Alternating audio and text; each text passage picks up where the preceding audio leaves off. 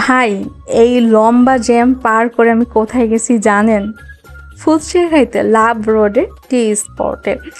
যাওয়ার পর দেখি অনেক ভিড়, তো আমিও আমার দই ফুচকার জন্য 1 প্লেট অর্ডার করে নিলাম। টোকেন নিয়ে বসে গেলাম, যে ওয়েট করতেছিলাম যে আমার টাইম কখন আসবে, আমি কখন এই ফুচকাটা খাবো।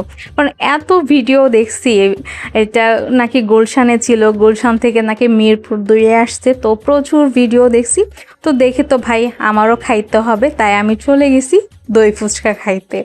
তো যাওয়ার পরে কিছুক্ষণ পরেই না আমার টোকেন নাম্বারটা চলে আসে, তো আমি যাই। আমার মনে হলো একটু আমি ভিডিও করি।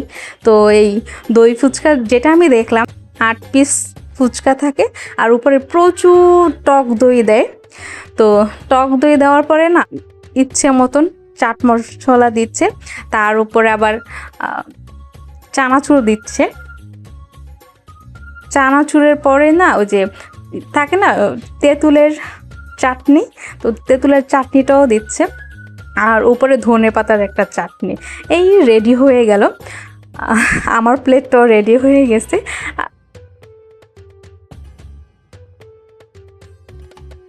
আমি নিয়ে আস্তে আস্তে সাবধানে বের হচ্ছিলাম।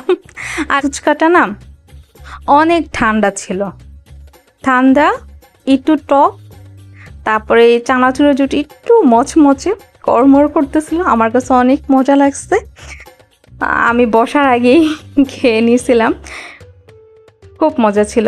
আর এটার লোকেশনটা হলো লাভ রোড। লাভ রোডে যারা চিনেন, মিট বক্সের পাশেই টি স্পট, চাইলে আপনিও যেতে পারেন। যদি যান আমাকে জানাবেন। দই ফুচকার সাথে কিন্তু ওরা পড়া রুটি, মালাই চাও সেল করে, চাইলে কিন্তু ওইগুলোও খেতে পারো। তো আজকে এই পর্যন্তই, আল্লাহ হাফেজ।